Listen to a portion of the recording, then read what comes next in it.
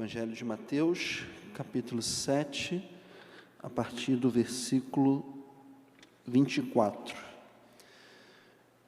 Diz assim a palavra do Senhor. Evangelho de Mateus, capítulo 7, verso 24. Todo aquele, pois, que ouve estas minhas palavras e as põe em prática, será comparado a um homem prudente, que edificou sua casa sobre a rocha. E a chuva caiu, os rios se encheram, os ventos sopraram e bateram com força contra aquela casa. Contudo, ela não caiu, porque estava alicerçada na rocha. Mas todo aquele que ouve estas minhas palavras e não as põe em prática, será comparado a um homem insensato, que edificou sua casa sobre a areia. E a chuva caiu, os rios se encheram, os ventos sopraram e bateram com força contra aquela casa, e ela caiu, e a sua queda foi grande. Ao concluir Jesus este discurso, as multidões estavam maravilhadas com o seu ensino, pois ele as ensinava como quem tem autoridade, e não como os escribas. Senhor, meu Deus, meu Pai, está aqui o teu povo, está aqui o teu servo, está aqui a tua palavra. E que a tua palavra fale aos nossos corações, gere mudança em nossas vidas, e que nós venhamos a ser mais semelhantes a teu Filho amado, nosso Senhor e Salvador Jesus Cristo. E em nome de Cristo Jesus que oramos e agradecemos. Amém.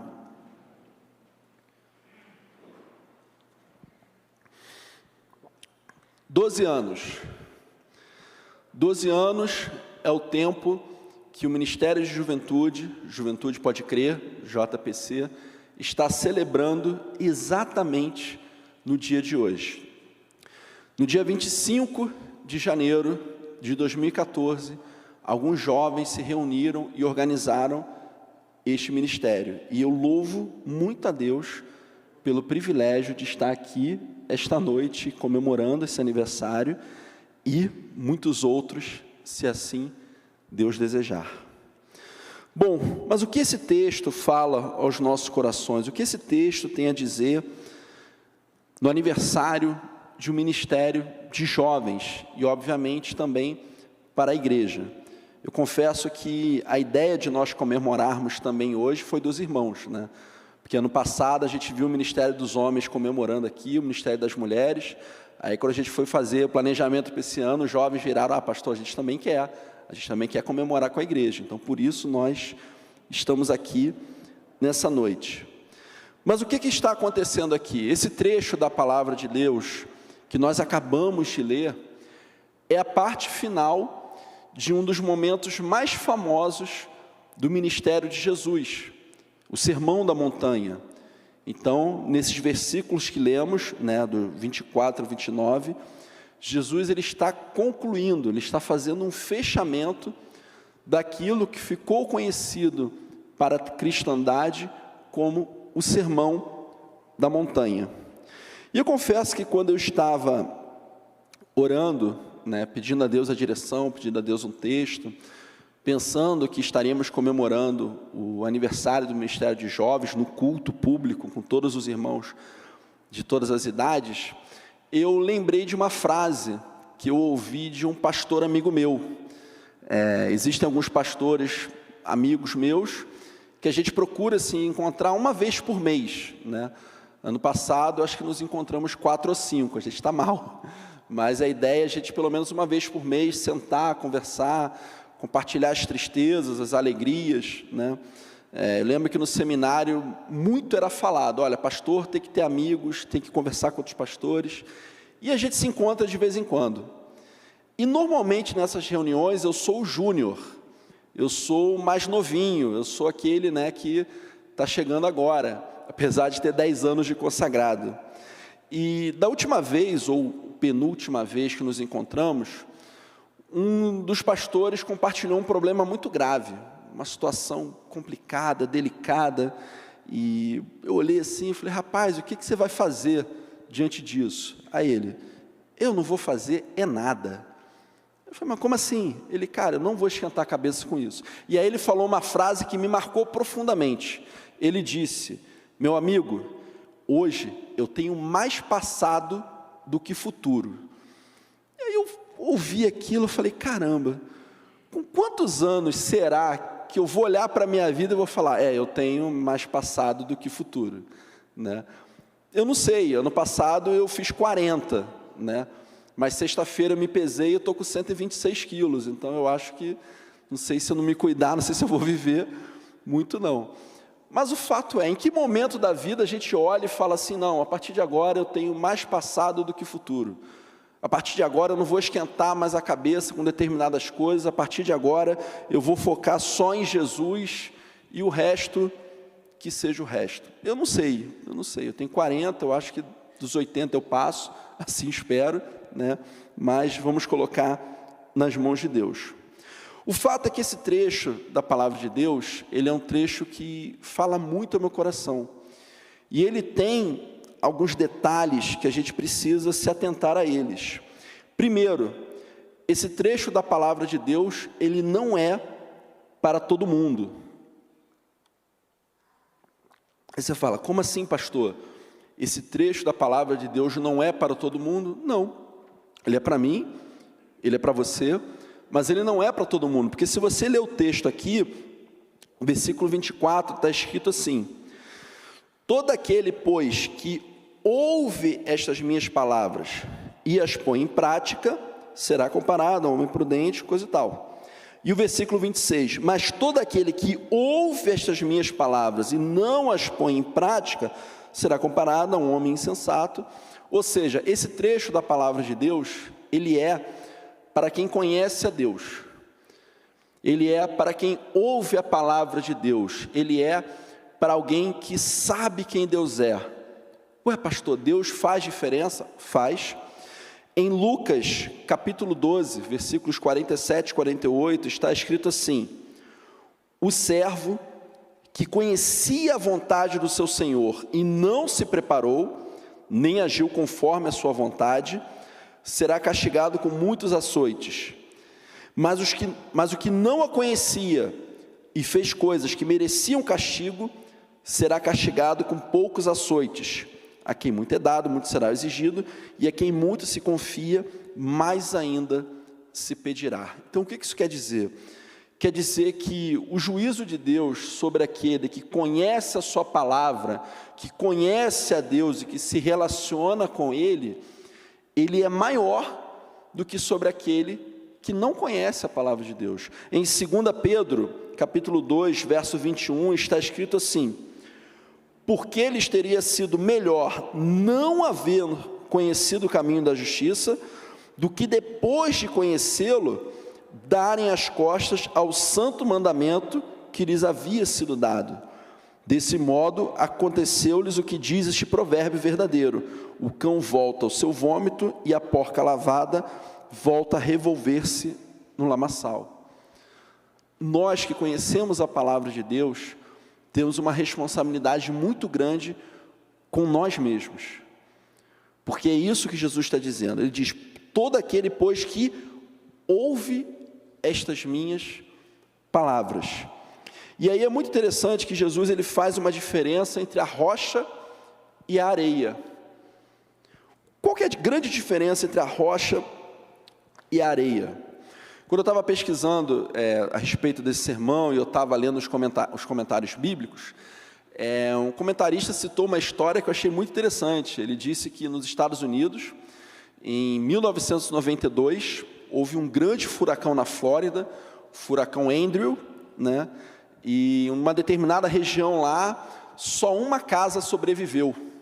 Só uma, todas as outras lá, só uma. E aí, obviamente, que os repórteres foram lá ver o que era e foram perguntar para o cara. Falou assim, rapaz, me explica aí para a gente olha aqui, não tem casa nenhuma, só a sua ficou em pé. Como que você conseguiu essa proeza? Aí o rapaz disse, olha, é simples, eu construí a minha casa, essa casa fui eu que fiz com as minhas mãos, de acordo com o Código de Construção da Flórida. Então, tudo que o Código de Construção dizia, eu fazia. Se era para colocar uma treliça 12 por 6, eu nem sei o que é treliça, eu colocava 12 por 6. Se era para fazer assim, eu fiz exatamente do jeito que o Código de Habitação da Flórida manda, e sobrevivi. A grande diferença entre a rocha e a areia, né, algumas delas, Porque o que Jesus está fazendo aqui, para a gente pode ser um pouco esquisito, porque hoje a gente constrói um prédio onde a gente quiser, mas naquela época, na antiguidade, no século I, não era assim. Por quê? Porque quando você ia construir uma casa, você ia construir algo grande, um monumento, né, um templo desse tamanho, o ideal é que ele fosse feito sobre a rocha. Só que trabalhar com rocha não é fácil. Por exemplo, às vezes tinha uma parede rochosa, e como é que você quebra aquilo? Você não tem britadeira, você não tem nada. Então o rapaz, ele pegava um pedaço de madeira, mais ou menos assim, aí ele enfiava na rachadura, enfiava o máximo que pudesse, molhava, aí aquilo expandia só um pouquinho, aí ele tirava, pegava outra, enfiava e molhava, expandia e por aí ia. O primeiro ponto que Jesus está falando é em que local nós colocamos os fundamentos da nossa vida. Porque areia, na antiguidade, ali no Oriente Médio próximo, tinha em qualquer lugar, mas rocha eram poucos lugares. Então, quem queria construir a sua casa sobre a rocha, a primeira coisa que ele tinha que fazer é achar um local. Enquanto que hoje a gente constrói uma fundação aonde a gente quer, nós temos tecnologia para isso, já há muitas décadas, naquela época não. Então um indivíduo, sei lá, um político romano, ele queria construir uma grande casa. Ele tinha que achar o local certo, com a pavimentação certa, com a rocha certa, para ele chegar e falar, não, aqui eu vou construir a minha casa. E logicamente terrenos rochosos, né, onde você poderia colocar alicerces profundos para você fazer uma casa grande, eram mais caras. E por que Jesus ele levanta essa situação para mim e para você? Porque nós precisamos refletir. Onde eu coloco as minhas angústias? Onde eu coloco as minhas convicções? Onde eu coloco o meu desejo de viver de acordo com a vontade de Deus? Obviamente que ele deve ser colocado aonde? Em Jesus. Através do quê? Da sua palavra.